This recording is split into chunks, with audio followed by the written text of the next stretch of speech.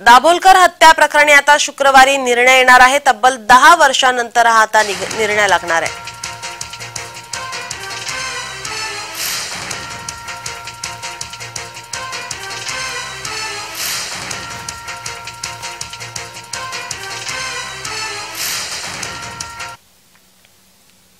दाभोलकर हत्येच्या खटल्याचा घटनाक्रम पाहूयात ग्राफिक्सच्या माध्यमातून। दाभोलकरांची 20 ऑगस्ट 2013 पुण्यात हत्या झाली होती। एटीएस नंतर हत्या प्रकरणाचा तपास सीबीआय कडे सोपवला होता। सनातन संस्थेशी संबंधित 5 आरोपी अटकेत आहेत। दाभोलकर हत्या प्रकरणात पुणे विशेष न्यायालयात आरोपपत्र दाखल करण्यात आले। कर्नाटकातील गौरी लंकेश हत्या प्रकरणात दाभोलकर हत्येचे धागेदोरे सापडले।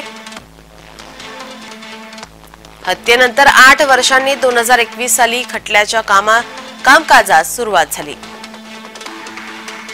सीबीआय कडून 20 साक्षीदारांची साक्ष नोंदवण्यात आली। आरोपी सचिन अंदुरेचा गुन्हा केल्याचा कबुली जबाब। सनातन संस्था आरोपी तावडेच्या मनात शस्त्रुत्वाची भावना असल्याचा अंतिम युक्तिवाद।